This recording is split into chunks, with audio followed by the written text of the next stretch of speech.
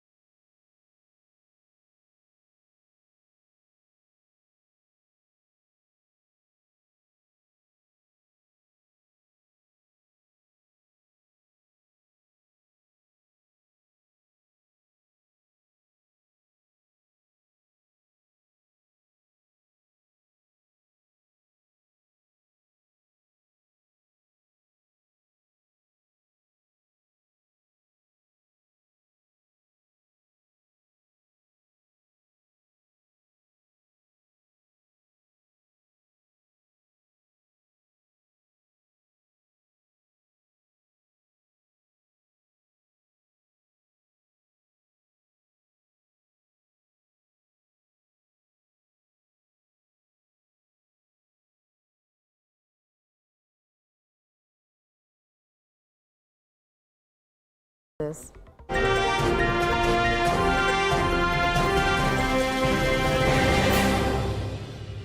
Economic watchers urge caution as Bank of Ghana announces policy rate on Wednesday.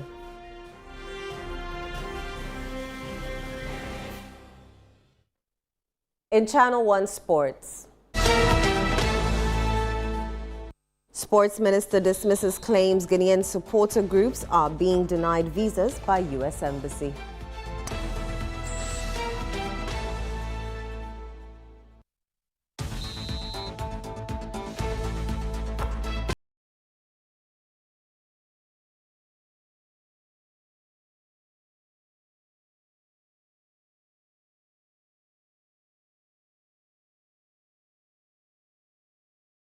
Tuning in, let's settle for the details of our stories. Now, residents of Moree in the Ebra Asebu Kwamankese district of the Central Region are blaming sand-winning activities along the beaches for Saturday's tidal waves. The strong waves resulted in the collapse of 13 homes and rendered over 80 people. Residents want authorities to act to prevent another disaster. Central Regional Correspondent Takwesiado has more in the following report. Completely wiped away are 13 houses, leaving 80 people, including children, distressed. Several other houses risk tumbling down in Ghana's fishing capital, Moree, otherwise known as the City of Light. First, none of which the city had Wabbing, Wabapa, there you go, young, I don't know where I would move. Sit down here and make for you, the mini baby, and say, I'm a day, mini baby alarm, was so I can't into a baby in the Sanabana, baby into Yankwaza. Some residents have attributed the disaster to widespread illegal sand-winning activities along the coast. And here now, what can the changes? I know it's in Doto because I'm paying for no. I can't be among you than a month. If you are embassies over the bed 12 to 1, about in a car is what would was there than I was okay. 4 days today. Now was a police for come that would jail when me go on my way and a Mujunjani. But Santama and Kawino on to Mumbu. Sand-winning activities in Moree have spanned several decades and have also affected activities of fishermen.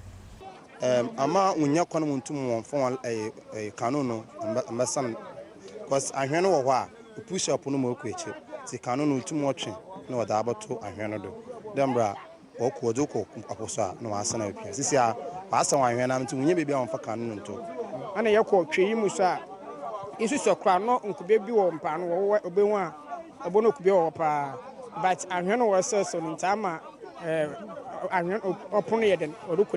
Authorities say the safety of the entire community will no longer be compromised as strict law enforcement measures are expected to be rolled out.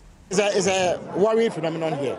There are some recalcitrant youth who still engage in sand winning. So indeed, I've had discussions with the Justice Chief Executive, and he's liaising with the relevant authorities here to mount surveillance and apprehend anybody who engages in that kind of activity.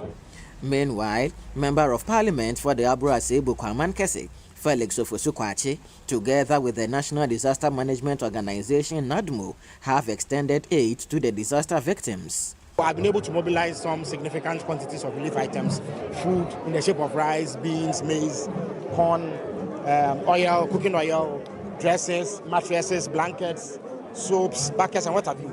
NADMO has also reacted quickly. They've come here to do an assessment. They've seen the numbers. They've also contributed significantly to the relief items. A gesture that has been well appreciated. We thank our MP for supporting these items. After they have done the city fence, we want us to, at least, we need cement and slate so that we can be able to complete our building. In a related development, the National Disaster Management Organization has declared the Brewa section of the Accra-Cape Coast Highway as safe for traffic passage. The area got flooded, impeding smooth flow of traffic. Central Regional NADMO Director Kwesi Dawood, however, says perpetrators of activities that caused the flooding are being sought after to face the law. As at 5 a.m. this morning, the situation has been brought under control. We have restored the situation to normalcy.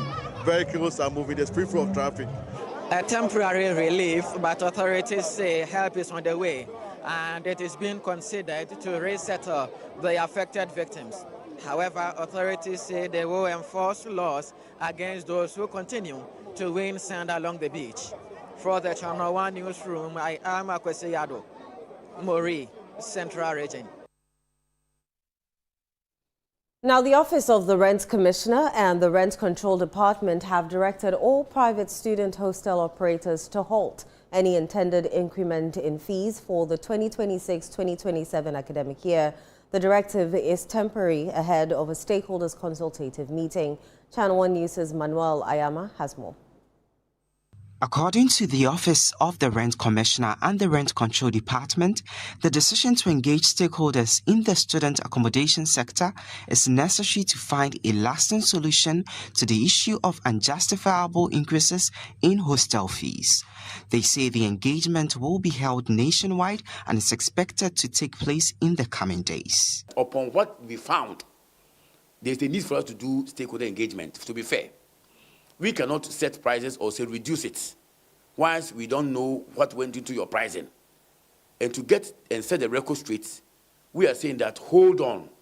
If there's any intention or plan to add more, which we think somehow, some way, though we are not aware how you got there, it is still not within the line of law to sit at will at your board meetings and increase rents, which includes hostels. It is for this reason that we have stand on our authority, the power of the law, to say, hold on, let us meet, which we have called for stakeholder engagement. If we clearly look at our statements, it comes in two folds. Hold on, we are about getting you letters, and soon as by next week, we start engaging. As to how we engage, we'll make it clear to them. To ensure compliance with the directive, the Rent Commissioner noted that an interim platform will be launched to receive complaints, particularly from students, about any unauthorized increases. He noted that appropriate action will be taken against offenders. I'm not working out of law. I'm working within the confines of my mandates, and that has to do. But as to whether somebody will comply or not, we are going to launch a platform for students immediately to report. And woe betide any operator who thinks that he's bigger than the laws of the Republic and that we receive any report from any student across the country who says he has been charged. It means that you have to now test the law and we will face them squarely. Frederick Opoku further noted that he has data on all registered hostels which will support the exercise. This engagement by the Rent Control Department and the Office of the Rent Commissioner with stakeholders in the hostel space is to ensure fair pricing, a goal they say they remain resolute in achieving. For Channel One News, I am Manuel Ayama. Let's do some labor issues now. And the Railway Workers Union has threatened to embark on an industrial action if government fails to settle its 11-month salary arrears. The workers say they will boycott work from Sunday, May 31, 2026. The union says assurances by the Ministry of Transport to address their concerns following an earlier protest in March has not materialized. There's more in the following report. Workers of the railway company have for months protested delays in the payment of their salary arrears, citing the worsening economic hardship facing its members. The union says it is prepared to pursue all legal avenues to have its concerns addressed, including embarking on an industrial action. We demand immediate settlement of 11-month salary arrears from June 2025 to April 2026. While we acknowledge the payment of 8-month salary arrears from October 2024 to May 2025, the prolonged delay in salary payment amount to unlawful withholding of earned wages. Therefore, issue a formal ultimatum that all salary arrears, including the gross salary component, be paid no later than 31st May 2026. Failure to comply with this demand will leave the union with no option but to invoke all lawful remedies available, including but not limited to industrial action. The union also believes that a merger between the Ghana Railway Development Authority and the Ghana Railway Company Limited will help address critical staff welfare concerns. We still call on the government intervention to merge GRCL, and we are saying it again, it's very necessary. If this is done, it will help the railway sector in so many ways. We take example like Kenya and Tanzania. They have a unified system. How can only railway have two agencies running the same day and everyday institutional conflict and administrative issues? So we are calling on government again. Government intervention to merge GRCA and GRDA and review the Railway Act at 779. Still on labor issues, the Unposted Environmental Health Officers and Assistants Association says it is dissatisfied with responses from government over their situations. The Unposted Health Officers say for years, successive governments have neglected their concerns. At a peaceful protest in Accra, the association says government must consider posting them immediately. There's more in this report. Members of the Unposted Environmental Health Officers and Assistants Association on Tuesday, 19th May 2026, began a protest march from Independence Square to the Ministry of Justice and Attorney General's Department. Although the group had intended to picket at the premises of the Ministry of Local Government, Chieftaincy and Religious Affairs, police barricades prevented them from proceeding there, citing concerns that the protest would disrupt work at the ministry. For hours under the scorching sun, the protesters sang, chanted slogans and displayed their certificates while demanding immediate postings after completing school in 2021. For a while now, sometimes I've been asking why I even attend school because I don't see the importance of attending a school 3 years, pay a whole lot of school fees, come out and you have nothing. Like, these certificates are always in the room. It's just lying down, nothing to show for. Like, come on, my parents are dead. The last time my mom asked me, hey, it's the card I've been able to see. For employment. Some of us has complained for over 6 years now and still not employment. We did follow up for several times, but we've not gotten a positive response. Deputy Minister for Local Government, Chieftaincy and Religious Affairs, Retana Odolesua, who addressed the group, assured them of government's commitment to post them. Local government service is the recruiting authority for your sector, and so let's just exercise patience. Minister will come. When he comes, I'll inform him we're here, and then we'll see how best to reach your leadership, and then we'll take it up from there. So keep your fingers crossed. I believe recruitment won't take long. By speaking to Channel One News, General Secretary of the Association, Ewuku Emmanuel Ameuga, said the Deputy Minister's remarks raised more questions than answers. Rather than shooting us down, has rather raised more questions. Because if the Minister himself promised to call us and then he hasn't called us, and then the Deputy Minister comes to tell us that he will tell the Minister what to do, so that we see what we'll do next, there is a problem. Yeah, so I don't think we are pleased. We are never pleased. But we go home and then the leadership will meet and then we'll see the next way forward.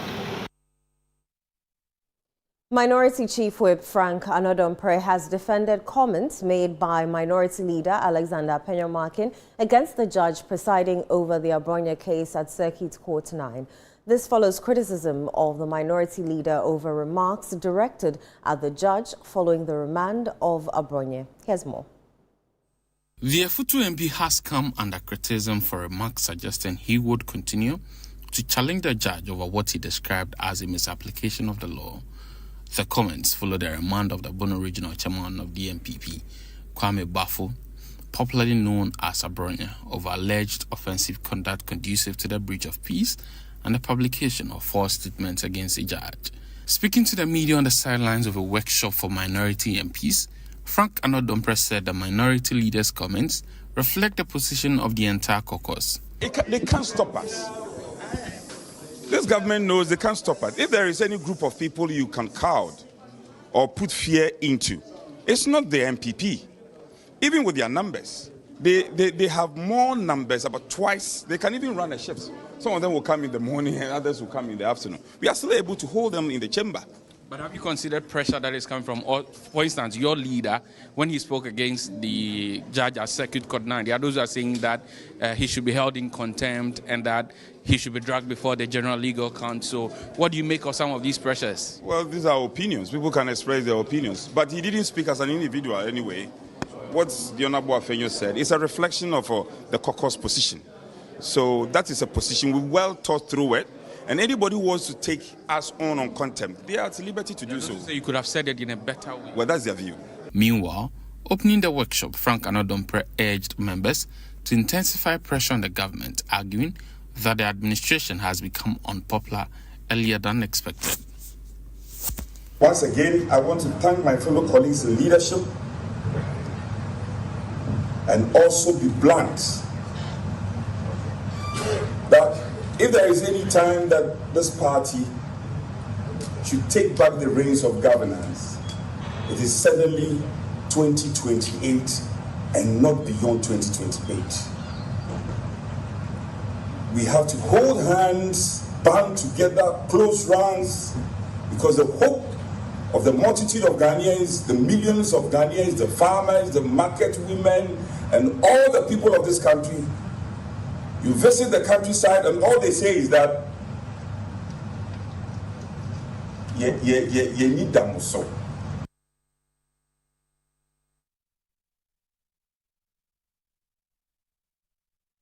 Meanwhile, the NPP has petitioned the diplomatic community and international partners to closely monitor what it describes as a deteriorating human rights and democratic governance in Ghana. The NPP says the arbitrary arrest and prosecution of citizens is unhealthy for the country's democracy. For more on this, we're joined via Zoom by the National Youth Organizer of the NPP, Salam Mustafa. Many thanks for joining us, Salam. My pleasure to join you this evening. Right. What informed the party's decision to petition the Dean of the Diplomatic Corps? Thank you so much. And first and foremost, let me send on my own behalf and that of the party our warm regards to your lovely viewers. Indeed, the party decided to petition the Dean of the Diplomatic Corps, and by extension, the Diplomatic Corps, to bring them up to speed happenings in Ghana. As you are aware, they are developmental partners, and that when things are going wrong, it is in tandem with good spirit that we alert all partners. If you recall, last year, the National Youth Wing, led by my good self, organized a demonstration to protest the weaponization of security agencies against NPP members. Somehow, somewhat, this year we have seen a resurgence of arrests and same intimidation tactics being deployed on, yet again, NPP members. The party, in its full complement of leadership, the presidential candidate, the leadership of parliament, and its membership of the entire minority, the party in its full encumbrance, have taken this matter very, very seriously, because it has become one too many. We can count not less than 14, 15, 16 as different cases of NPP activists arrested in one way or the other. And we think that these are not isolated. This is a very rehearsed strategy that needs a very concerted effort from the party. So we have also decided to embark upon a number of actions. And first and foremost, we decided to call upon the diplomatic community so that they are brought to speed and are abreast with the human rights abuses happening in Ghana, so that if anything happens, the NPP will not be seen as the fomenters of trouble, of problems, but that the government is acting in bad faith and undermining the very beautiful democratic ethos that we have built in Ghana. So in purpose, it is the reason why we have as of today engagement with the diplomatic corps. The How were you corps. received? What was the outcome of that engagement? We are very, very grateful to the team of the diplomatic corps, the ambassador, high commissioner to Ghana, the Moroccan high commissioner. She received us very, very well, and she indeed received the petition and has assured us that all her colleagues will receive the petition. And also, there's a second phase to the engagement with the diplomatic corps, which we are working on, where we will meet the full house, the full complement of the diplomatic corps.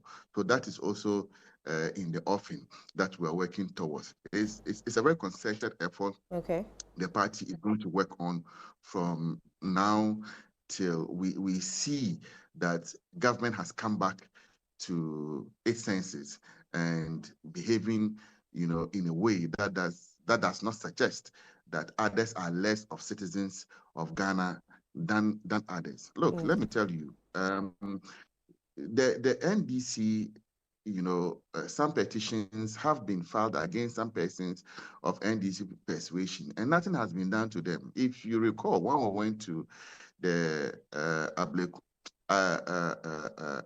Akwetia by-election, a communication officer of the NDC threatened the life of the minority leader. We petitioned the IGP, and nothing was done. Salam, what specifically or what actions do you want the diplomatic community to do for the NPP? I did mention to you, these are very, very important stakeholders in as far as partnership and development is concerned. And we want to bring to the attention of the international community that there is gross human rights abuse in Ghana, and the whole world should turn its attention on Ghana to see how the democracy that we have built over the period is being destroyed here in Ghana by this government that promised us a reset and is faulting to do so. So, like I did mention, it is the first line of action that the party in its full force has decided to take. In time, we will announce other measures the party would be embarking on. We are coming out with a very huge demonstration, and it will really surprise the government. Right. All the other tools available to us as far as the Constitution is concerned, that it puts us at our disposal to use to drum home our point. We will use all of it, and I'm not sure this government, will be too comfortable to. Salam, some critics argue, though, that appealing to the diplomatic community on domestic political matters, amounts to inviting them foreign influence into Ghana's internal affairs. How do you respond to that? That is absolutely not true. The same, can be said that government, engages the international community on developmental projects and, contracts, loans, and so on and so forth, grants, and so on and so forth. So if it is not doing right to its own, citizens, it is important that some of these things are brought, to bear, and given to, made them, for them to become aware that a government is not, living, its word, and it is molesting the people in the country, especially opposition figures. We shouldn't be treated less because somebody is of a certain political persuasion. That is absolutely wrong, and I think that is the point we want to drum home. All right, Salam, thank you so much for speaking to us. Salam Mustafa is National Youth Organizer of the NPP. This is still the Channel One Newsroom on Channel One.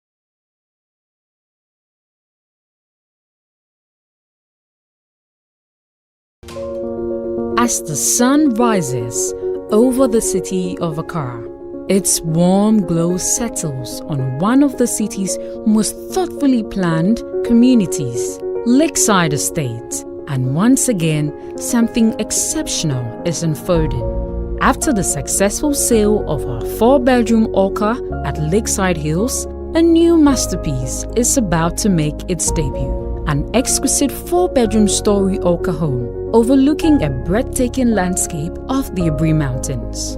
This remarkable home now features a total floor area of 330 square meters, set on a generous 7,140 square. Your health is in your hands, but at some point, it passes on to us.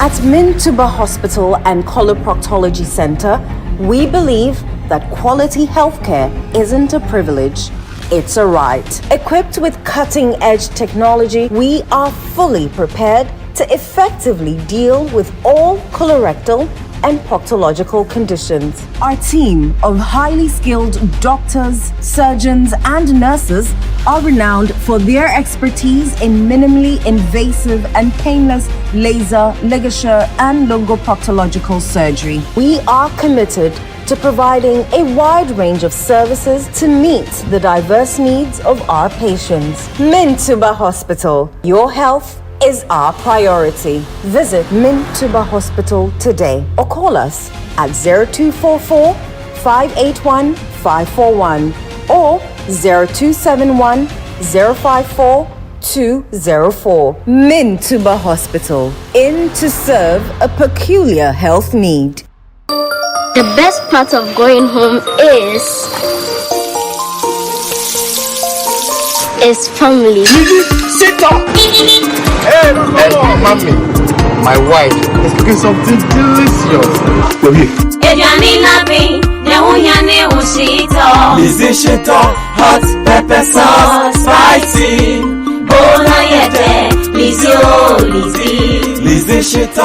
Lizzie Sito, the Sito is Sitole. Lizzie Sito, overfail. Lizzie Sito, please, can I take some to school tomorrow? Yes, my son, you can. Lizzie Sito, dear. Ebesu obiasu. Lizzie Sito hot pepper sauce. Yes, spicy and gasa.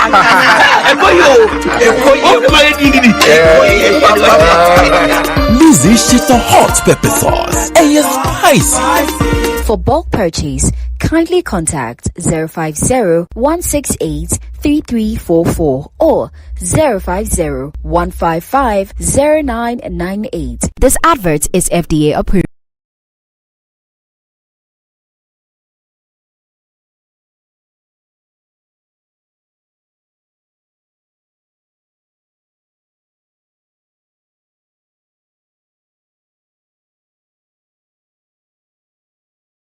You're welcome back. Up next is Channel One Business with Netalie Neti Ajahu.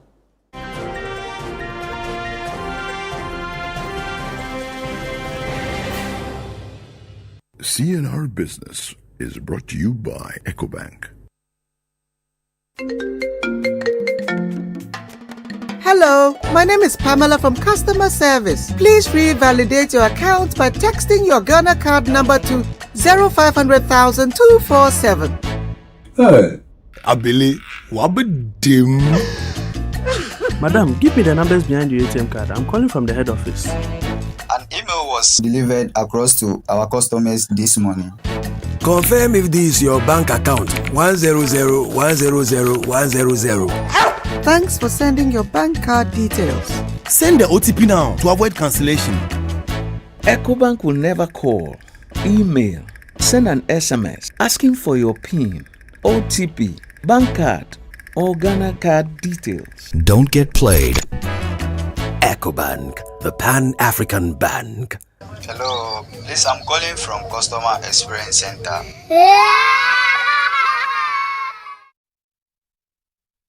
How are you doing, Natalie? I'm good, and you? I'm very well, thank you. Will the monetary policy rate be reduced? That's what a lot of economic watchers are expecting on the back of current inflation trends and then the global risk that we are facing.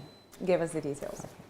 Now, as the Bank of Ghana prepares to announce a new monetary policy rate on May 20, 2026, economist at Aston Business School, Dr. Saeed Chaudhry, says the central bank is expected to adopt a cautious approach amid prevailing economic uncertainties. He, however, notes that the central bank still has room to lower the policy rate, given the current gap between inflation and the benchmark interest rate. There's more in this report.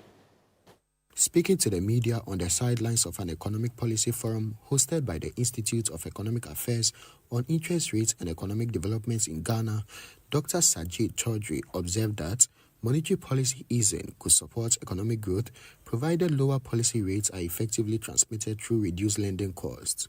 Ahead of the Bank of Ghana's Monetary Policy Committee announcement on Wednesday, Dr. Chaudhry said the central bank's decision is expected to reflect prevailing domestic and external market conditions, including inflation trends and broader global economic developments. The backdrop of this war going on in the Middle East, I think it's quite tricky for the central banks to really, although the numbers are looking quite good, the inflation numbers are looking very, very good, but I think they need to take into account the current environment. So I think it's a tricky situation for the central bank.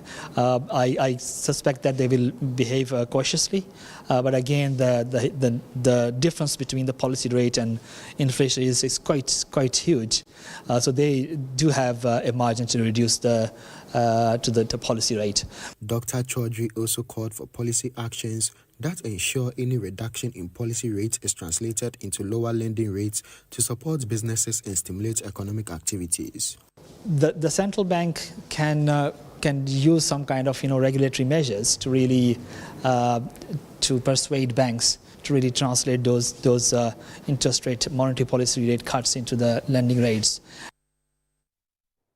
Policy think tank Integrated Social Development Center, ISODEC, is calling for a stronger crackdown on illicit financial flows, arguing that Ghana must focus on plugging massive revenue leakages before deepening reliance on external policy oversight frameworks. The The call comes as government moves to pursue a new PCI program following the completion of the IMF-supported extended credit facility arrangement. Here's more.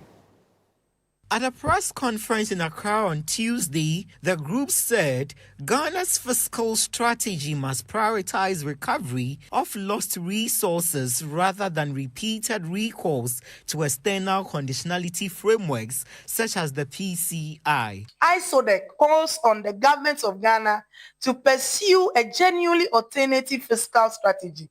Specifically, we propose the following. 1. Strengthen domestic revenue mobilization by intensifying efforts to combat illicit financial flows. These must now be translated into enforcement action, such as real-time trade misinvoicing detection, base erosion and profit-shifting audit capacity at the Ghana Revenue Authority, and renegotiation of extractive sector contracts. Economist and analyst at the center, Dr. Adamu Abiu, cautioned that the proposed government's new economy strategy may not deliver the expected job creation. Since we know that the policy document will be supervised by the IMF, then it is likely that it's going to be more orthodox than heterodox. And so even beforehand, we can preempt and know that they are coming to pursue policies that will not target unemployment. They are coming to say that they want to make sure they enhance economic growth, but this is a jobless growth. Accountability and ethical leadership have once again taken center stage in discussions on Ghana's economic future as key financial sector players stress the need for integrity in governance and professional practice. Experts say sustained economic growth cannot be achieved without transparency and a strong commitment to ethical standards across all sectors. There's more in this report. Calls for accountability and ethical leadership are taking center stage at this year's Accountants Conference and annual general meeting of the Institute of Chartered Accountants Ghana in Ho, as financial experts warn that sustainable economic growth cannot be achieved without integrity and professionalism. The advisor to the governor of the Bank of Ghana, Dr. John Kwachi, says, although Ghana's economy is showing signs of stability and recovery, the country must deliberately build a culture of accountability and ethical conduct to sustain the gains being made. According to him, accountability remains a critical requirement for sustainable growth, stressing that no economy can thrive where integrity is compromised. Without the pillars of ethical standards and accountability, even the most prosperous nations risk collapse. While we recently navigated the precipice of a debt crisis and inflation exceeding 50%, a true reset transcends mere numerical correction. It demands a fundamental shift in our institutional habits. The president of the Institute of Chartered Accountants Ghana, Augustine Addo, also underscored the importance of transparency and ethical leadership in governance and economic development. We should be able to have leaders who will be ethical, leaders who will be prepared to be honest, trustworthy, and truthful. Leaders who will not be biased, who will not allow self-interest to override their powers and authority of government. Let's now bring you an update on crude oil prices and how the local currency is performing on the interbank market.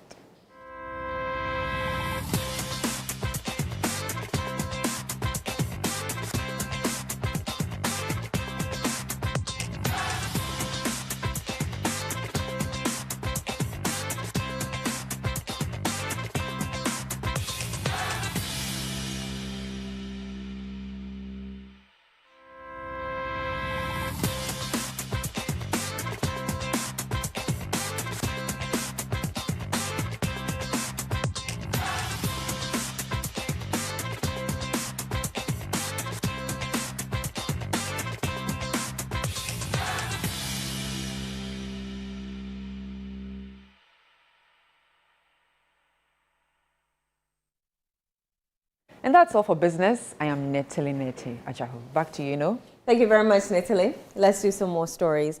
The Public Accounts Committee of Parliament has directed the management of Eno Safo Senior High School to pay salary arrears amounting to 10,802 Ghana cedis to 5 casual workers employed by the school. The directive follows revelations in the Auditor General's report that the temporary workers were paid 250 Ghana cedis a month for 9 months in 2024, far below the approved national minimum wage. There's more in the following report by Channel One News' Ni Ayukwe Okan. Management of the Eno Safo Senior High School appeared before the Public Accounts Committee of Parliament on Tuesday that casual workers were being paid far below the national minimum wage. Ideally, these casual workers were supposed to receive an amount of 490 Ghana cedis for a month for the period of 9 months in the year 2024, but they were receiving 250 Ghana cedis. More so, for the year 2025, these casual workers are receiving 450 Ghana cedis, which is also below the national minimum wage approved. Now, appearing before the Public Accounts Committee, members of the committee directed that these casual workers should be paid the difference of over 10,000 Ghana cedis for the year 2024, and also the difference of the minimum wage for the year 2025 should be reimbursed to these casual workers. Here are highlights of what transpired at the sitting. Why do you need a security guy? For the security or the safety of the campus and the students and property of... So you want this person to secure the school, protect your property, and you are underpaying this guy.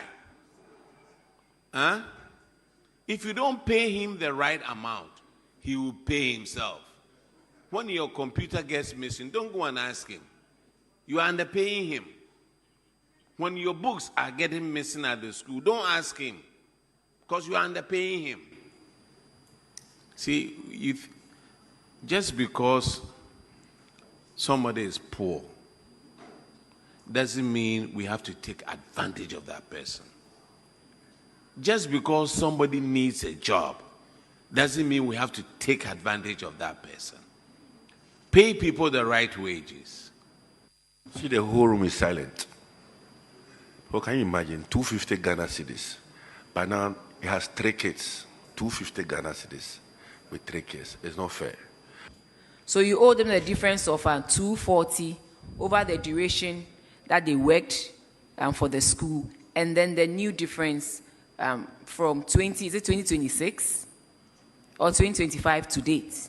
You owe them that difference, and we will pursue you to make sure you give it to them because they have worked for it.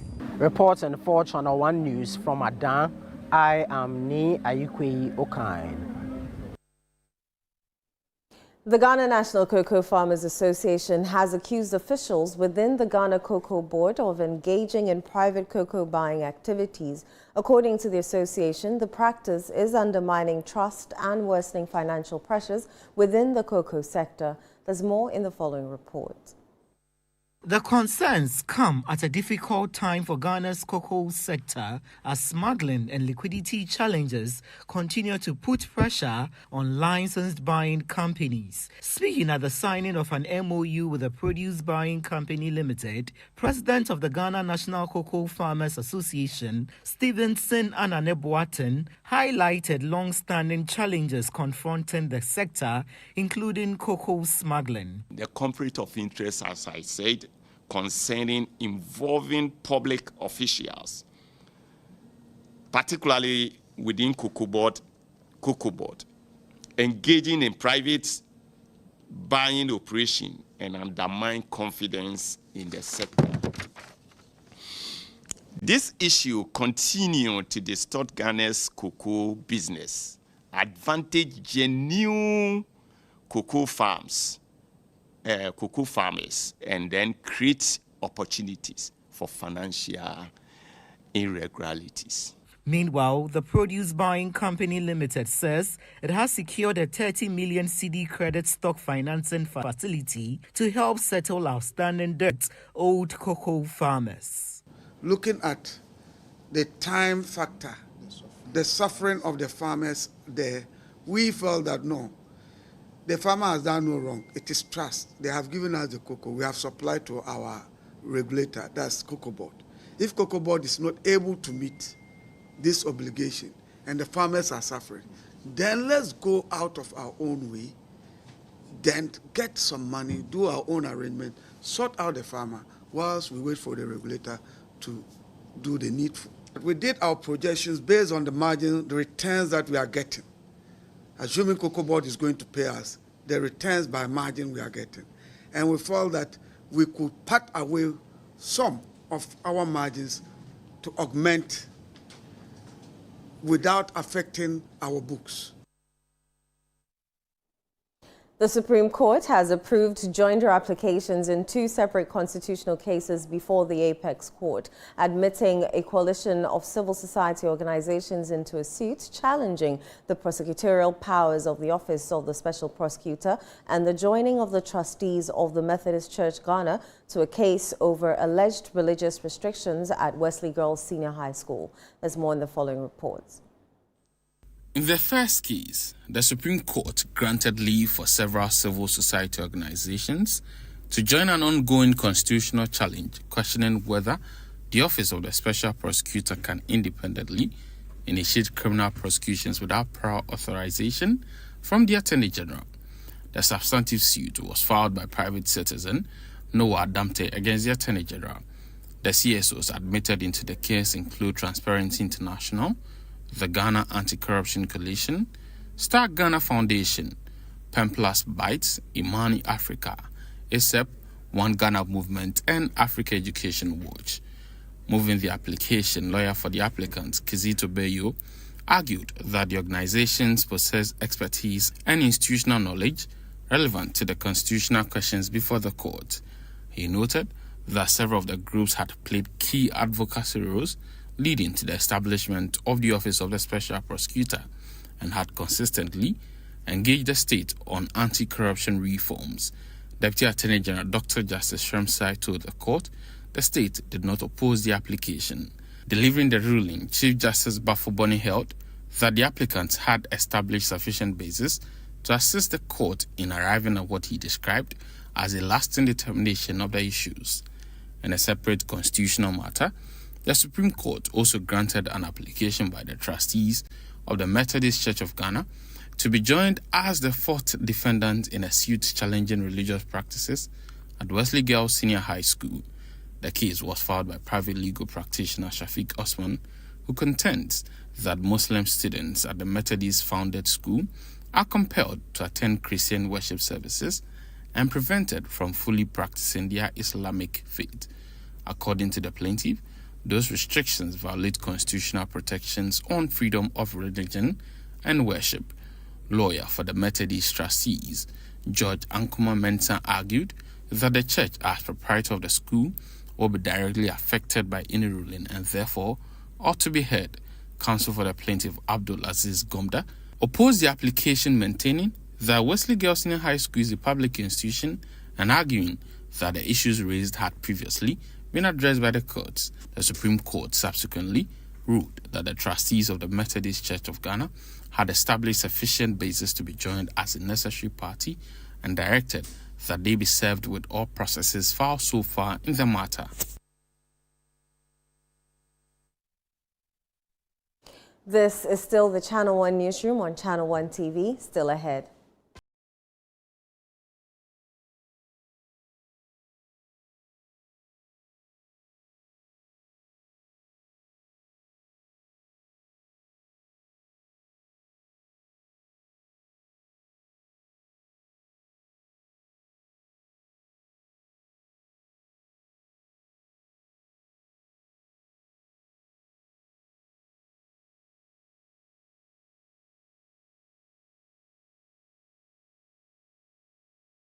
with the We Hear speakers by Lovi. From the sleek We Hear 1 to the powerful We Hear 2, and now the premium We Hear Pro, fully endorsed by Kylian Mbappe. This is not just a speaker, it's a flexible, high-performance outdoor Bluetooth speaker built to bring your music to life anywhere. With up to 100 watts of music power, you get bold, immersive sound wherever you go. All available in stylish standout colors. Now the good news. From April 20th to May 20th, grab yours at a special discounted price. The We Hear 1 now at 400 Ghana cedis. The We Hear 2 at 900 Ghana cedis. And the premium We Hear Pro now at 3,800 Ghana cedis. Don't miss out. Call 020-195-7739 or pick up at the Atlantic Towers. You can also grab yours at Orange FM Kumasi, Plus FM or 3 Music TV in Accra. Number 12 Afunya Street at Belengpe. Don't miss out on this special discounted offer. It's the We Hear promo powered by Lovi. We Hear, feel the power, hear the difference.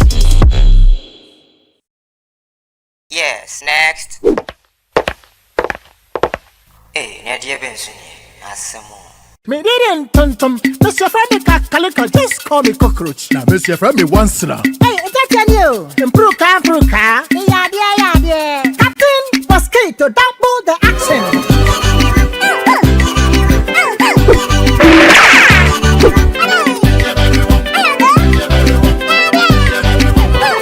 Me did Sasso spray. Mr. Femi Sasso quell. Yeah, go to my Sasso.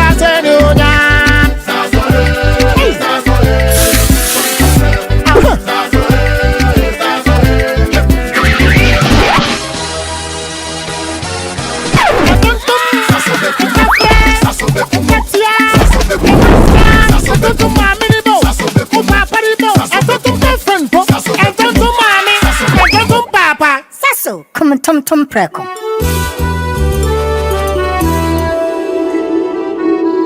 Launching. BSc Development Economics at the Ghana Christian University College. Study a job-ready university program, BSc Development Economics at the Ghana Christian University College. Job is ready for graduates who possess degrees and certificates in BSc Development Economics, professional certificate in Theoeconomy, certificate in Theoeconomy with business. Enroll at the Department of Theology and Economics at the Ghana Christian University College, Amrahia, Adenta Dodua Road, Accra. Full bursary is available for BSc Development Economics graduates to study master's program at the State University in South Africa. Enroll now. Take advantage of this opportunity to join elite professionals in economics. Call 0557-351-090 or 0575-633-307 or 030-296-0542. WhatsApp us on 0557-351-090 or you can get in touch online on www.theoeconomy.edu.gh. Powered by the Center for Theology and Economics, CTEC.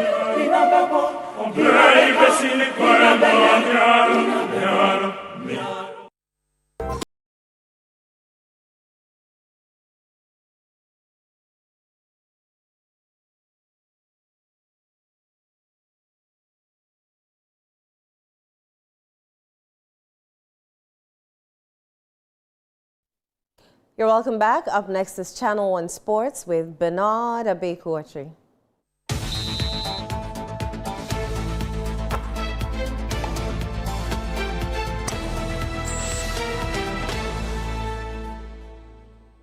Abeku, I hear there's some exciting news. Arsenal has won the league. Yeah, after 22 years, I mean, that's been a journey, isn't it? And they have a game to spare against Crystal Palace. Unfortunately, AFC Bournemouth came strong at Manchester City. They scored earlier and City would have to equalize. But, you know, City needed a win to still stay in the run or in the race, if you want. But, you know, they were strong. AFC Bournemouth were stronger and they held it up until City got the equalizer, which was just not enough. Interesting. Yeah. What other stories do you have for us? Let's get into it, shall we? Great. Minister for Sports and Recreation, Kofi Adams, has assured that Ghana is putting measures in place to avoid logistical setbacks ahead of the 2026 FIFA World Cup, while addressing concerns surrounding visas, athlete welfare, and preparations for upcoming international competitions. I was present and filed this report. Minister for Sports and Recreation, Kofi Adams, on Tuesday, May 19, addressed the media at the ministry's conference room on a number of pressing sporting issues, including Ghana's preparation towards the 2026 FIFA World Cup, concerns from the recently ended African Senior Athletics Championship, and matters involving the Ghana Swimming Association and World Aquatics. Addressing reports that members of the National Supporters Group had been denied visas, he clarified that applicants are yet to receive interview date and insisted no official rejection has been communicated. The Supporters Union has already been given a dedicated date by the embassy for processing. And similarly, players, technical officials, accredited personnel with official responsibilities connected to the tournament are also being prioritized within the structured visa coordination process. The objective remains to ensure orderly, credible, and coordinated travel arrangements for all Ghanaian participants connected to the tournament. The sports minister also touched on lessons from previous international tournaments where issues surrounding feeding, arrangement, and poor logistical planning generated public criticism. He disclosed that government will not contract any external caterer for the World Cup, stressing that authorities are determined to avoid challenges experienced at past competitions. The oversight committee or the ministry is not going to contract any caterer to cook for anybody and then you go there, then like the way the South African athlete gave us negative publicity. Kofi Adams further assured that financial provisions have already been made for Ghana's participation in upcoming international competitions, including the Commonwealth Games, as governments look to improve support for athletes across various disciplines. The finance minister talked about money made available for World Cup, FIFA World Cup. Why is no provision for others? We will be able to tell you that provision has been made. Indeed, government made provision for over 40 million Ghana cedi for the just ended 24th Senior African Athletic Championship. But the minister didn't mention it. That money has since been released to us for us to be able to pay whatever must be paid towards that competition. 100% released to us. The same vein, provision has been made for the Commonwealth Games in our budget. Provision has also been made for the Youth Olympics. Indeed, provision has been made for many other international competitions.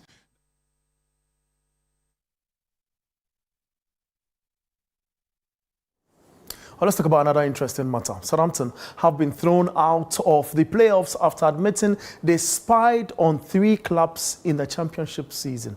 The EFL charged the Saints with watching training sessions of Oxford United and Ipswich Town